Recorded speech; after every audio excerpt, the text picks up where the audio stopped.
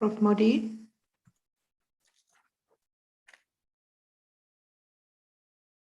Ladies and gentlemen, good afternoon.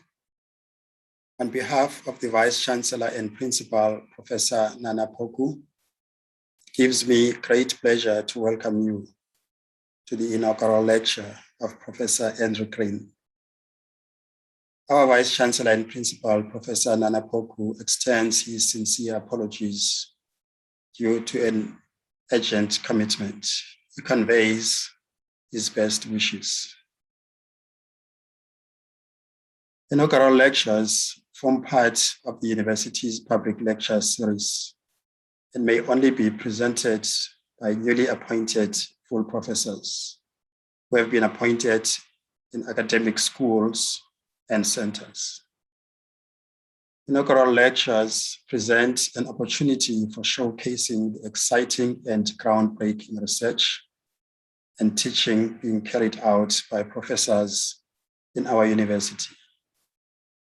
Each lecture represents a significant milestone in an academic's career, providing official recognition of their promotion or appointment to full professorship. These lectures are furthermore an ideal opportunity for new professors to introduce themselves and to present an overview of their own contribution to their field to academic peers, students, and research collaborators. Inaugural lectures are also a platform for celebrating the professor's academic achievements with his or her family, friends, mentors, and colleagues. I would like to acknowledge the following guests: members of the executive, management, members of Senate, our inaugurant. This is a special day for you, Professor Andrew Green.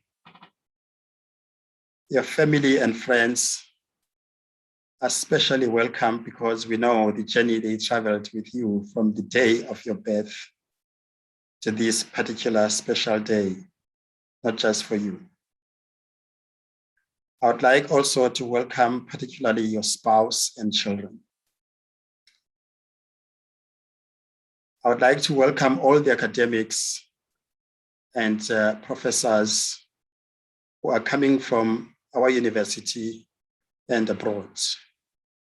Your students and all the students of the university who are here with us.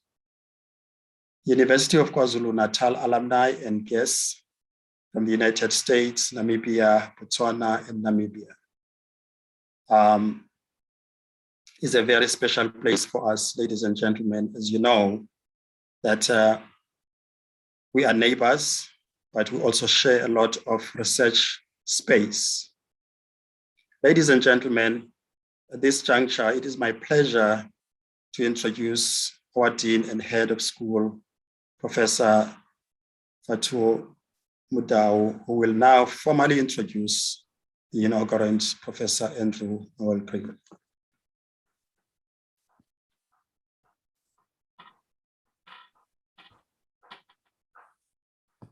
Professor Andrew Green took up a tenureship position as a lecturer in marine geology at UKZN, who is completing his PhD.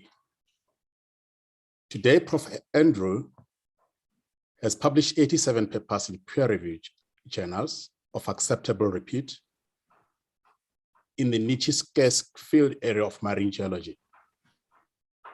Since 2004, the bulk of his publications have appeared in international journals of impact more than 3 and well-cited papers. He has graduated 6 PhDs and 13 MSc students, acting as a principal or sole supervisor. Prof. Andrew Green has H-index of 26 and citations close to 1,645, a number he is proud of, given the small stature of marine geology in local citations pool of Africa. He is currently chief editor in a number of journals, and he sits in the editorial board of South African Journal of Geology, And he reviewed a number of papers in reputable journals, like I indicated earlier on, but especially the few: communication, environment, geology, tectonics. He has served in several boards and panels, and this include the Napion Foundations, the Union Quarter Research Coastal and Marine Process Advisory Board, and the Steering Committee of Ocean Research. He has convened numerous sessions in international conferences, and most recently in 2019, the New York meeting and the AGU Fall meeting in 2018. He has chaired 2 international meetings here in South Africa, the IC 2014 and IGCP 639, and is currently a conference chair of SEPM meeting in Barriers Islands scheduled in 2022. He worked with multiple teams of scientists from around the world, and this includes University of California, Mata, University of Ulster, University of Maine, to mention a few. And he has established a growing team of postgraduate students that have cemented UKZN as a key contact point of marine geology in Africa. He is globally acknowledged as a sole academic involved in marine geological research, publishing and supervising and collecting and data collection in the country. And this is evidenced by the recent recipient of Africa Award for Research Excellence in Ocean Sciences, bestowed by the American Geophysical Union in 2019. This complements his previous awards for excellence at honors and MSc level by the South African Society, Associations of Geomorphology, and South African Network of Coastal and Ocean Research Emerging Scientist Award for excellence in marine research, bestowed in 2014 at the age of 34. Without any authenticity of doubt, Prof. Green is a true scholar of note. I thank you, and I now hand over to Prof. Green to present his inaugural lecture. Over to you, Prof. Green. Thank you, Professor Mudau. Let me just get this started here.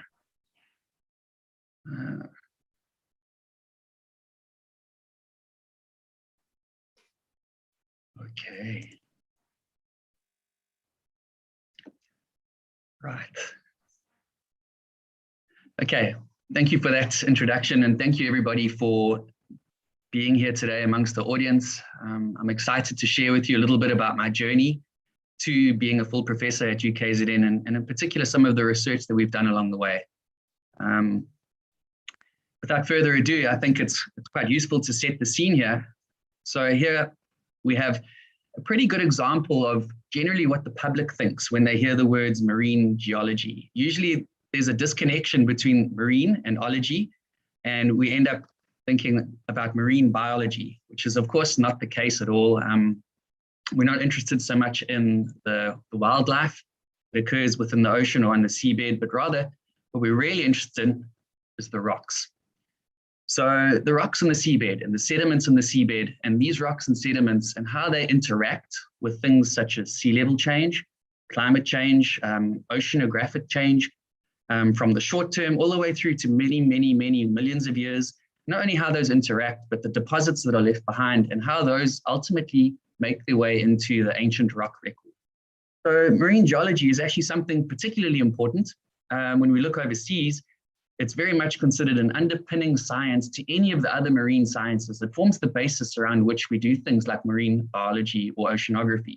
And unfortunately in South Africa, marine geology has a somewhat lower status, or a perception of lower status, almost in a way considered the ugly stepsister of those two disciplines. And this is really a result of perhaps a slight flag in terms of interest and funding across the globe, but in particular manifested here in South Africa from a point in time when marine geology was actually forefront in one of our sciences. So to set the scene for that, I think we need to go back to the early 1970s through to the early 1990s. So South Africa actually was at one point a major player on the world's markets for marine geology. This is driven fundamentally by the University of Cape Town in collaboration with a consortium of other members, so the Council for Scientific and Industrial Research and the Geological Survey of South Africa, which is now the Council for Geoscience. This was all underpinned within the University of Cape Town and their geology departments, and they looked at a number of different things from deep water work all the way through to the continental shelves of South Africa. And this was driven mostly by a brilliant man who is the professor of geology or marine geology there, Richard Dingle. And Professor Dingle published a number of landmark papers. In addition, of course, there were other people there, very famous scientists, the other one being Berg Fleming, who since moved to Germany.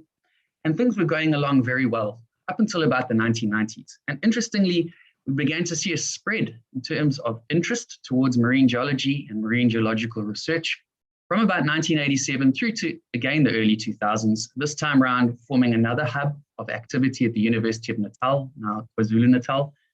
And this focused here more so on coastal and estuarine work with some shelf studies, again, forming part of a consortium between the Geological, not the Geological Society, the Geological Survey of South Africa, the CSIR, and again, of course, the university. From there, many papers published as well, totally landmark papers in their fields, driven by a number of charismatic and very influential scientists. So things were going very well. And it was unfortunately at that point when the commercialization of these government entities began to take effect in the early 2000s, this caused a withdrawal of a lot of the funding that underpinned most of this research. And I can promise you now, in geology, this is the most expensive research that you can do. You need to charter vessels, there's expensive geophysical equipment. So this is something that becomes a challenge when your main funding bodies tend to withdraw that funding. Ultimately, what this caused was an implosion in academic activity, not just at the University of Natal, but across the country. So if we take stock of Africa as a whole, and we look to see where the main research institutions are in Africa and who actually has specialties in marine geoscience, and that includes coursework, so from undergraduate levels through to research and supervision to doctorates. So this is excluding fellowships and research associate positions. That's not truly part of the academic drive for things, building from the curriculum up. We look at only a few institutions, the most famous of which, of course, prior to things was the University of Cape Town.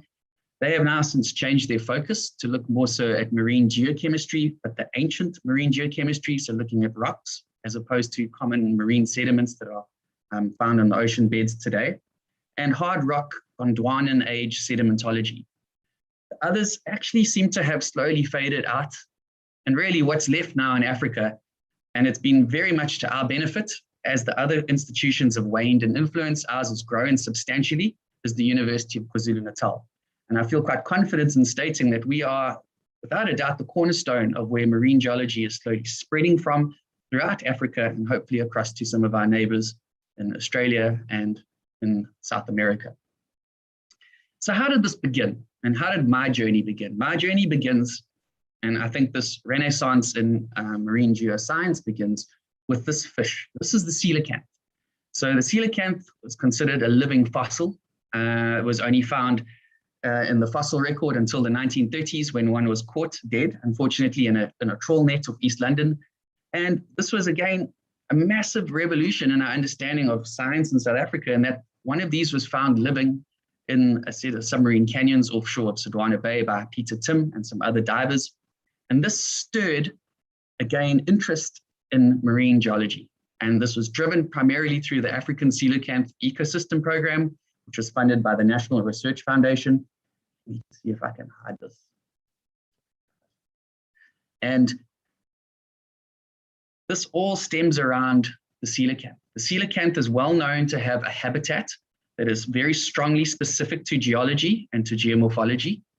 And it became imperative when we found this fish that we needed to understand its habitat in its entirety. So not just from a chemical or an oceanographic perspective, but underpinned by fundamentals in terms of marine geoscience. And this is the canyon it was found in. This is Jessa Canyon. This is Sodwana Bay over here. And this has stemmed, for me at least, a lifelong love and ambition for what lies on the seabed. Not only did it do that, but it launched the flagship marine science program in South Africa, which is ACEP, the African Coelacanth Ecosystem Program. And the coelacanth now is not really seen so much as a point of research, but rather as a figurehead for this research. So it's seen as almost in a way the mascot for that research. But as I'll show you later on, we are still interested in trying to understand its environment and how it's actually come to be here in South Africa. So this led to my doctorate from about the years of 2004 to 2008. And from that point on, I think, we've continued to carry on with our marine geological research, but that really was the genesis for this and the major push towards getting a marine geology program running in this country.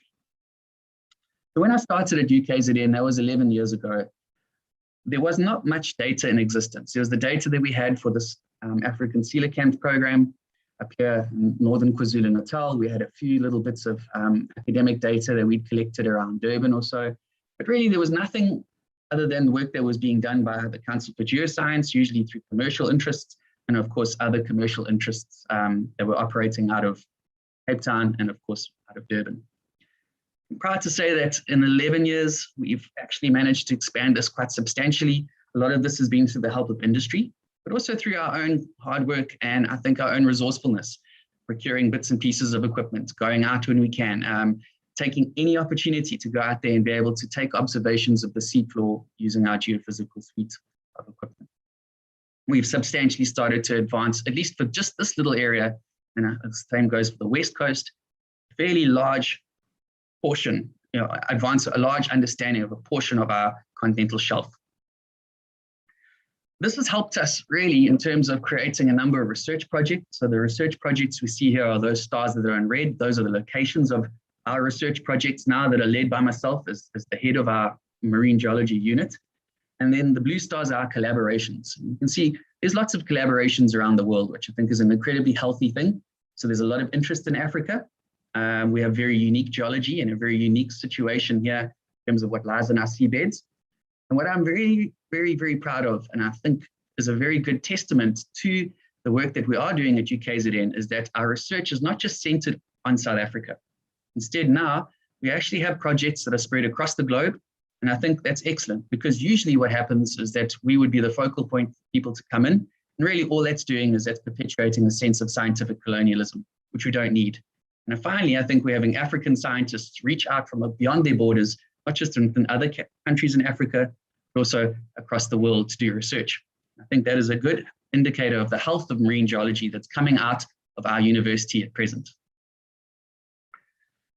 So why are we healthy? Well, we are the only university in Africa, and I think this would go the same for most of the universities in the Southern Hemisphere, that is completely self-sufficient with regards offshore geological equipment. This is a full suite of geophysical equipment, and I'll show you what that equipment does in a minute, that we can do our research with.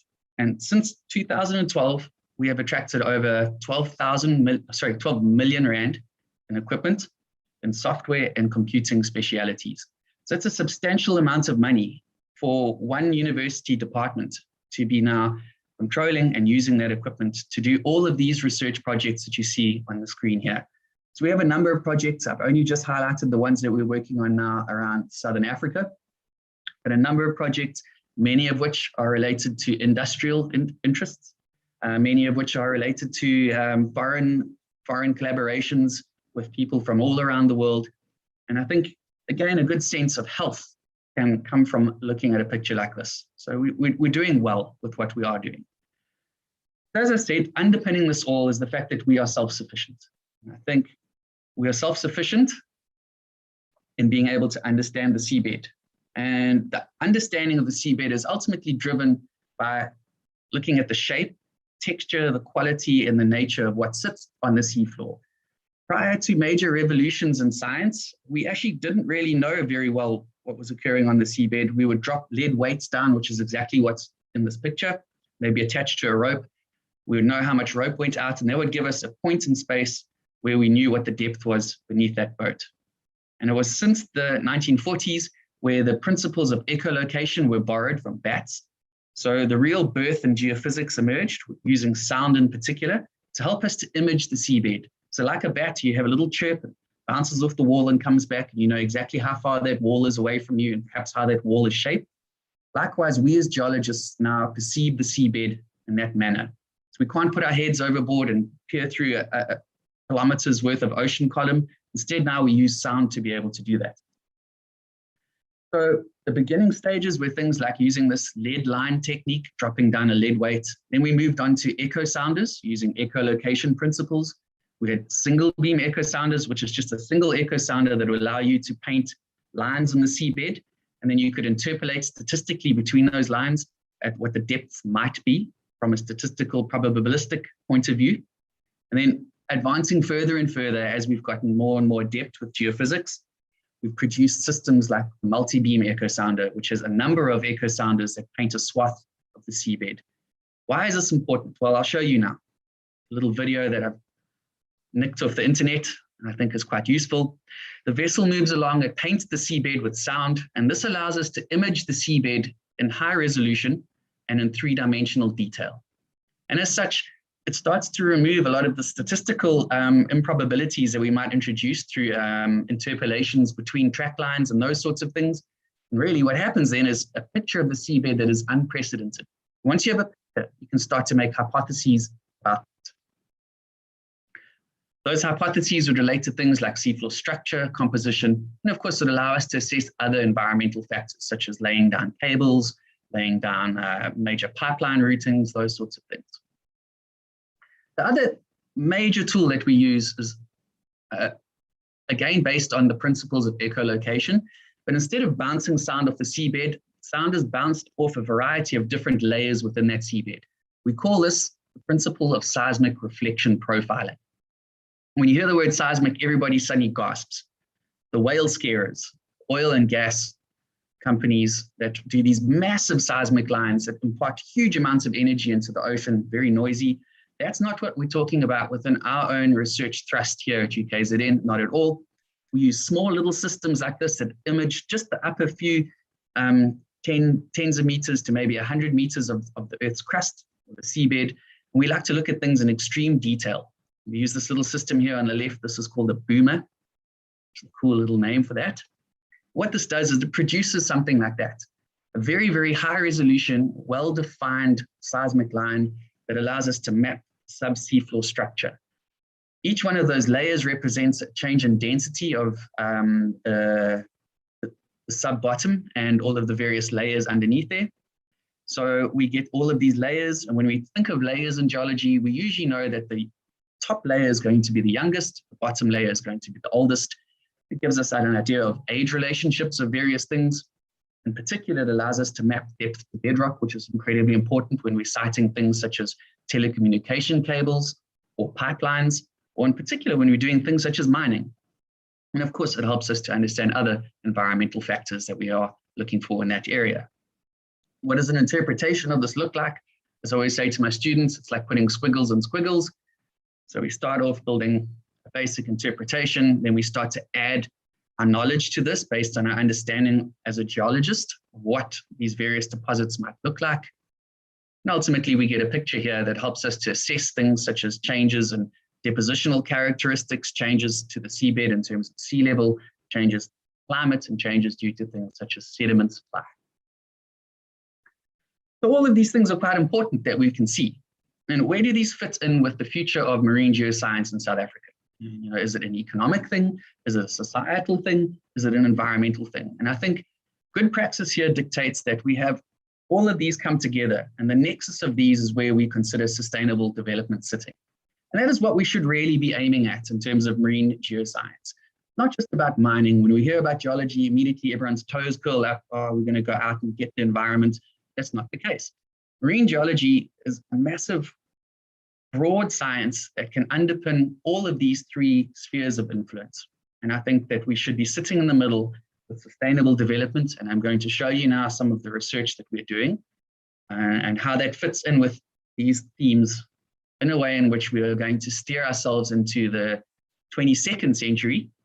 Probably won't be around at that point in time, but I'd hope that what we've done here at UKZN will perhaps leave a bit of a legacy for that. One of the big things that we're interested in, and it's formed a fairly large core of my research, postdoctoral at least from UKZN, are submerged shorelines. So these are shorelines that sit on the seabed, covered now by lots of water. And shorelines are things such as beaches or coastal dunes or cliffs that have been cut in rocky coastlines, or small notches that have been cut in rocky coastlines. And they are very important because they reveal things to us about paleo sea level.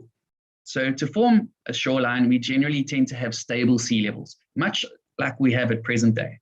These stable sea levels tend to allow these shorelines to build up and build up. And then eventually this might be interspersed with a period where sea level rapidly rises, which is the case that happens. And I'll explain to you about this just now. So we can get an idea in terms of what sea level has done. It's been stable and then it's been relatively rapid to form and then to preserve submerged shorelines. What they can do too is they give us an idea of coastal behavior in the context of sea level rise. So what we see on the seabed, if we can map these things out in 3 dimensions, or even in 4 dimensions if we include the value of time, is that we can start to understand how this coast has behaved as sea level has been rising. Has the coast tried to keep up with sea level rise? Has it been left in place? Has it been completely eroded? And then this knowledge is absolutely critical to how we can inform models of coastal planning and management. So traditionally, these things are informed mostly by geographers and biologists, but here we have the context. We're looking back 12,000 years, 120,000 years, and we are going, this is something that might happen in the future in terms of how coasts are going to respond to rising sea levels. And this is knowledge, I think, that should be implicitly integrated into any form of coastal planning across Southern Africa. So let's take a good example of a submerged shoreline. And this is, I think, one of my most favorite examples. I remember it took my breath away when I first saw this image. This is an image using sonar that's been made of the seabed off the coast of Richards Bay. I want you guys to focus here before we look at all of the writing on this feature here. This is a submerged shoreline, and that submerged shoreline is Holocene in age. That basically means it's less than 11,500 years old, about 11,000, 1,200 years old, give or take. We've got seismic lines that cut through this as well. So remember those. You can see all the various shoreline deposits. And what's important here is that this feature, the shoreline, matches in every way the shape and the scale with which modern day shorelines can be seen along the coasts of northern KwaZulu-Natal. So we have a shoreline that's preserved on the seabed that indicates conditions that were very, very similar in terms of wave climate, sediment supply, sea level state to that which is occurring now. Therefore, the present is the key to the past and vice versa. We can start to then look to the future in terms of how this area might have survived rising sea levels and how our coastlines might survive. Interestingly, how do you leave something like that behind on the seabed? And as a sneak peek, I can tell you it's not a good thing for us. Likewise, again, these are also great images. So this is now from East London. So just brief examples. We have a number of, again, submerged shorelines. We've got a series of embayments over here and beaches within those embayments that have been left behind on the seabed, again at about 60 meters water depth, just like the previous example. And those look just like the modern day embayments that we see actually along the south coast of KwaZulu-Natal. Very different to what the beach looks like now in East London, and those areas there, the coastlines there. Likewise here, we see if I overlay a Google Earth image of cliff lines, it matches exactly in terms of shape and scale what we find in the seabed here. So this one isn't a depositional submerged shoreline, but an erosional one. And again, we see this pattern emerging of shorelines being preserved at about 60 meters water depth, formed and then left behind. This again is a fantastic example. We're not looking now at 60 meters, but at 100 meters. So this is again a very important sea level when we're looking at sea levels in South Africa. We again got a whole set of lovely sonar data here, multi-beam sonar data. You can see some features on the seabed. This is the Kai River mouth, that's Morgan Bay in the corner there. If we superimpose onto this our interpretation, we see amazing features that have been preserved down there. Barrier islands. There are no contemporary barrier islands in South Africa at present. The barrier islands that we're familiar with are things such as Bazaruto's archipelago and the barrier islands that occur off the coasts of Texas and Southeast Atlantic. Nothing here now, yet we can see one that had occurred obviously in the geological past. We can see inlets that have formed with these barrier islands. Within this, we have old river channels that are preserved on the seabed, massive dune complexes that are preserved in the hinterland there. All of this points to major changes in the coastal configuration of South Africa as sea levels have risen from about 100 meters to present. At that point there, those 100-meter sea levels were probably occurring at about 13,000 years ago. So in the brief blink of an eye, when we look at it from a geological perspective. So why are these things down there? And this gives us a hint. So I remember on my way to the American Geophysical Union meeting in 2019, this was great. We got to fly over Greenland, and I got to look at the ice sheet, and you can see that ice sheet is slowly breaking down, just essentially adding more and more water to the world's oceans. What that is doing is that is creating, basically, we have in the past catastrophic periods where ice sheets collapse, and those catastrophic collapsing in ice sheets causes major jumps in sea level. And those major jumps in sea level relate to when we preserve these features, these submerged shorelines, on the seabed. So we jump sea level over them very quickly, so fast they aren't eroded. Just checking the time here. So these observations that we're making provide major constraints on periods of catastrophic rising in sea level. And as we well know, with the IPCC's latest report, this is obviously a point of concern. So here's a sea level curve that we've been adding to. This was originally created by a very prominent South African marine geologist, Peter Ramsey, who's since moved to the United States. And this is the seminal work on sea level in the country. And we've been slowly adding to this, adding all of these data points. And what we found, looking at all of these features, is that we have very slowly rising periods of sea level. And these are interspersed with very large jumps in sea level, both in the very short-term jump and the magnitude of those jumps. So we call these things meltwater pulses because they are pulses of sea level rise that are driven by catastrophic introduction of meltwater from the melting ice caps of both Antarctica and the Arctic. So this provides us with a glimpse into how coastlines respond to catastrophic ice sheet collapsing. And as I said, the IPCC doesn't look good. And so if we can look at the past with how things are perhaps responding to major changes in sea level, we can now perhaps infer that with future changes to sea level. And here's our city. There's Durban Harbour. Here's the Mgani River over here. We sit up here in the Memorial Tower building as students and we look down over this. So good days. Imagine now we just add 6 more meters of sea level to what we have at present. And you guys might throw your hands up in the air and go, 6 meters, impossible. Well, that is exactly where we sat 120,000 years ago when we were at the last interglacial period before we went into the last ice age 18,000 years ago. So it's something that's very realistic. And if we do that, that's the situation we're looking at. We're going to lose a lot of land that's reclaimed. Not only that, if we look down here, this is our major industrial area down here, all of our oil refineries for the country.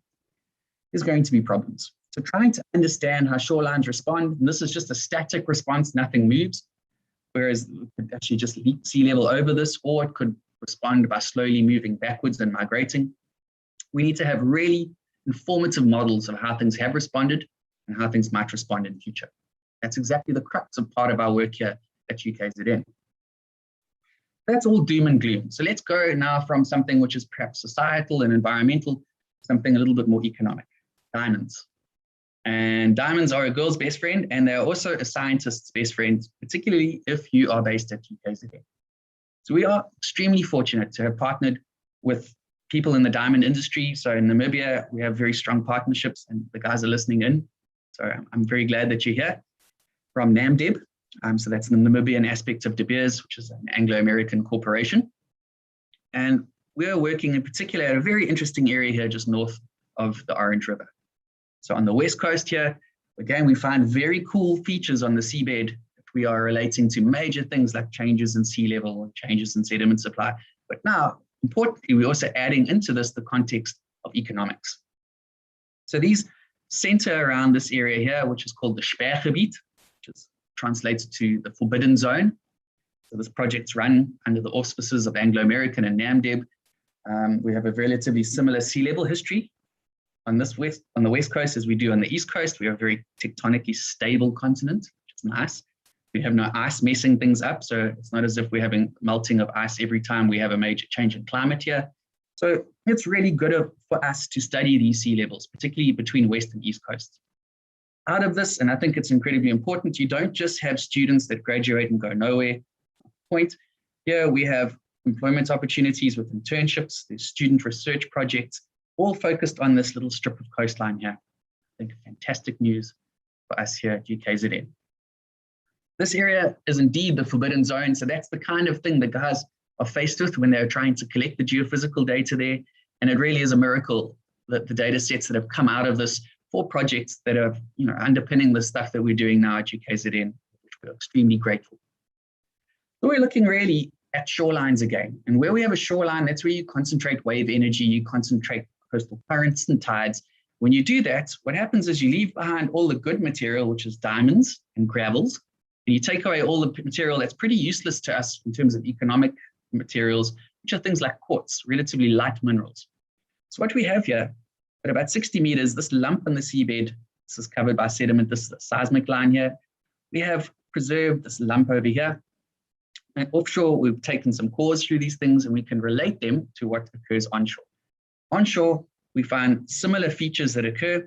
Filled up, as you can see, this is filled with pebbles and cobbles and boulders. That's the kind of material that we see down there as well. Here's a core that does intersect some of this material from not exactly this line, but lines further to the south. These are the kind of things that we look for when we look for diamonds. So obviously, we are hoping to map these things out. We're hoping to understand the sea level history of the area and how that therefore influences the economic grades of these diamonds. Why do we care so much? Well, because major economies are built on these diamonds. So the town of Untitled relates completely to operations of the mine in that area and the mining of these diamonds. And that mining is going to move further and further and further into the marine environment. Even more interestingly is we've partnered as well with International Mining and Dredging Holdings, again here in Cape Town. That's where I am at present. I'm actually here at the meeting with them at the moment. And this is also another exciting opportunity where we have student internships, we have seagoing experience, and multiple research projects. And I'm just going to show you a brief snapshot of some of one of the research projects we're running here. I think this is one of the coolest things I've ever seen. Volcanoes on the seabed.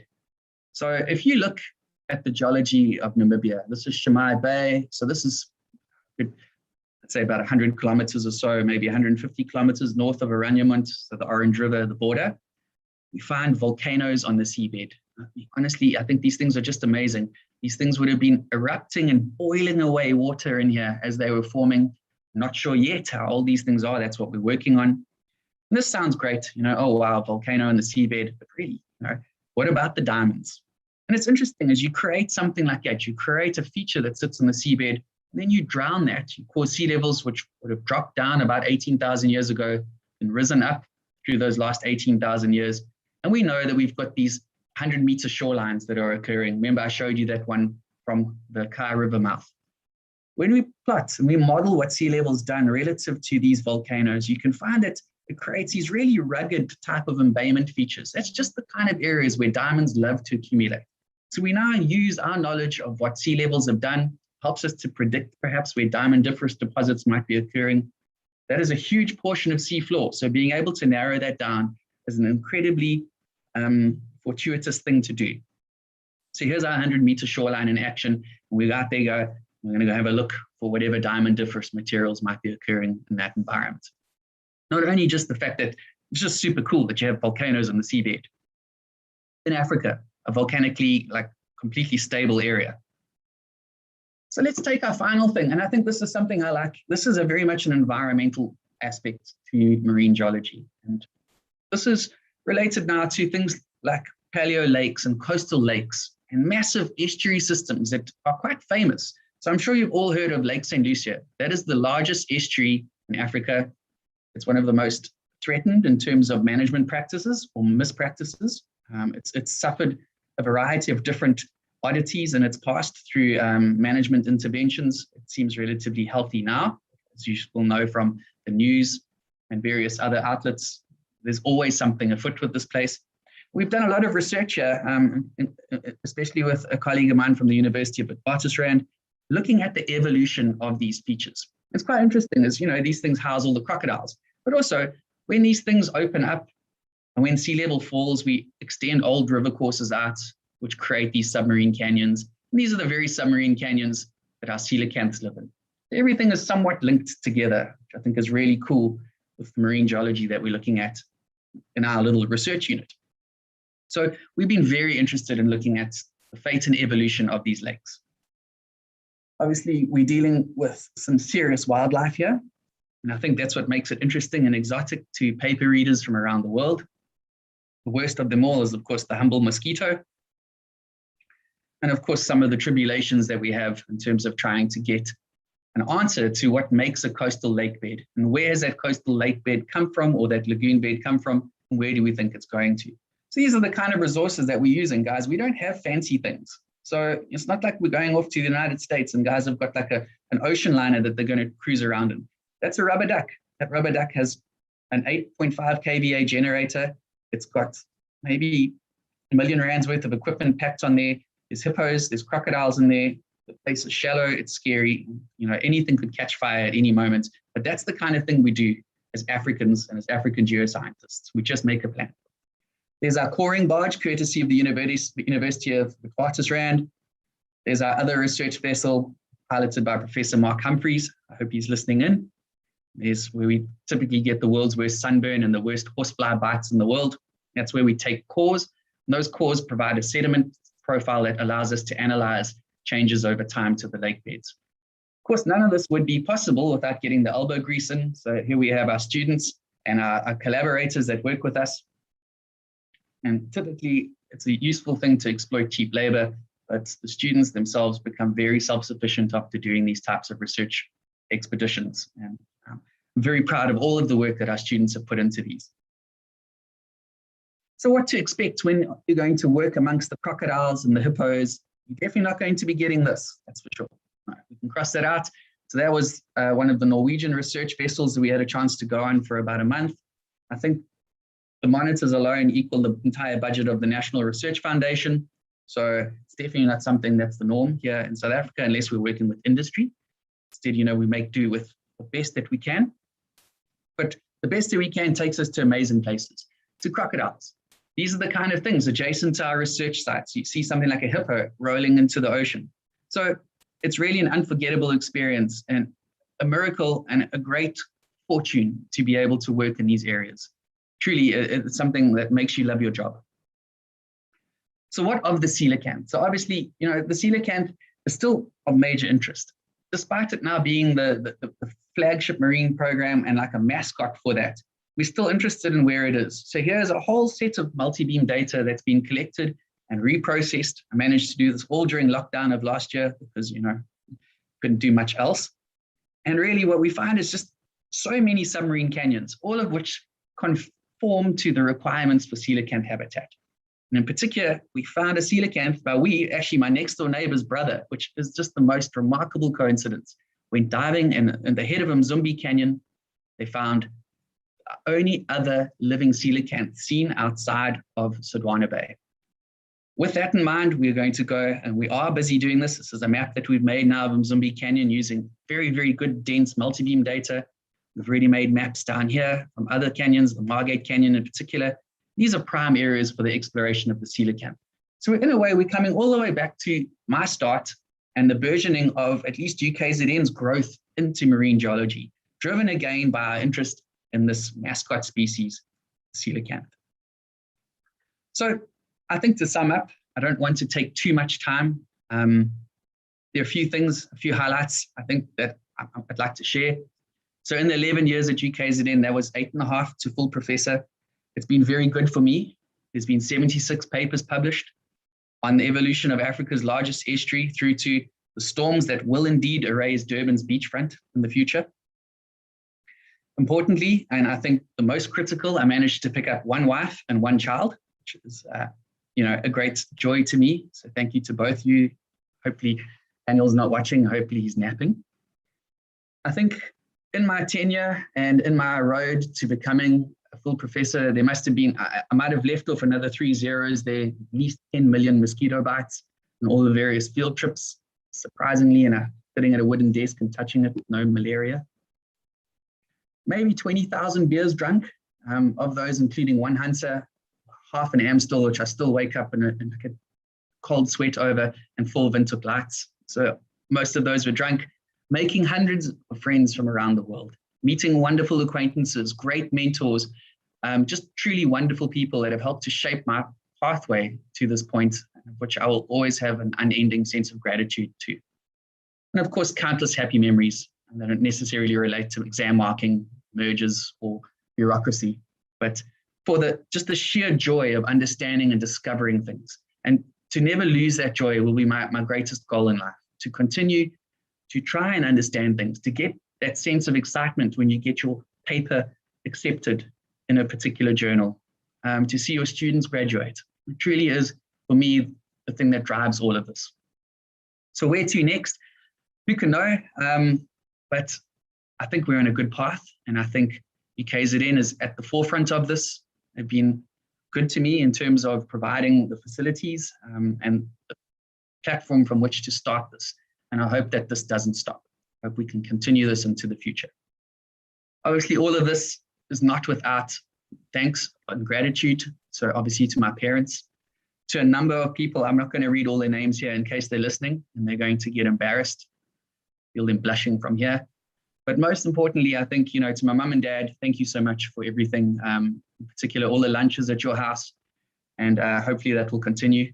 And of course, to my wife, who's my rock and my best friend. She's been on this path. She's walked the road of academia with me. So she too is a lecturer. She's been dragged on so many holidays that have turned into field trips. And I just can't wait for my son to be able to pick up a Cora and start getting into the mud, because that's where he's going. And of course, none of this is possible without your students and your colleagues who've helped to shape ideas, to produce data, to write the husk of various papers, and that's been excellent. I'm really proud of all of that. So to everybody here, I'd like to just say thank you for listening. I think I'll hand over then lastly to the officials for the vote of thanks. Thank you very much for joining me.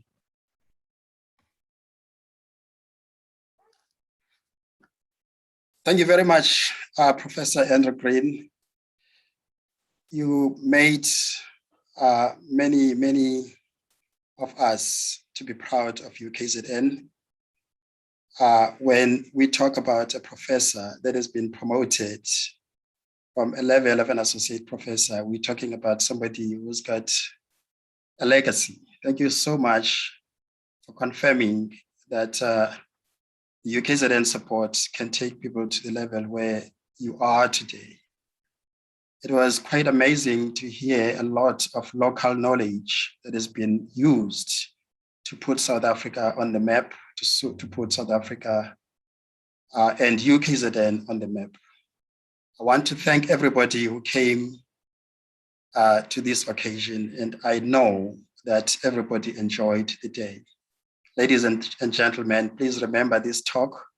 And those of you who are coming from the industry, please remember how much appreciative we are for partnerships that we have with you and those who come from other universities and other research centers. Remember the collaborations that make our professors successful, such as Andrew Green. I'd like to thank everyone on behalf of the University of KwaZulu-Natal.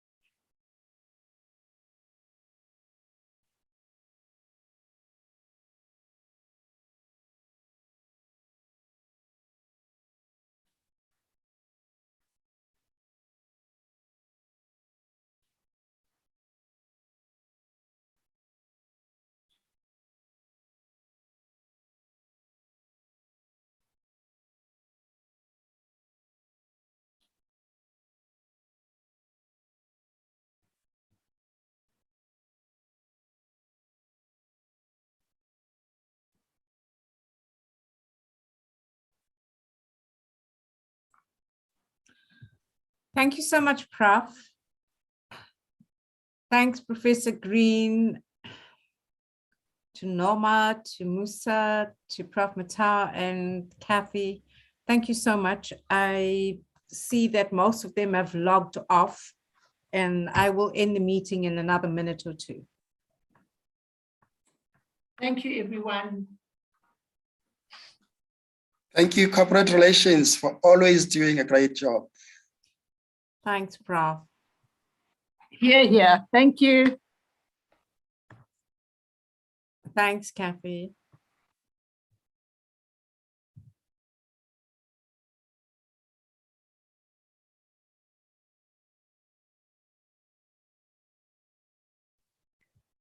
Thank you, Pam, for all the help. I hope it turned out okay. I never know. Oh, it was excellent. I do think I need to go and have a cold beer now.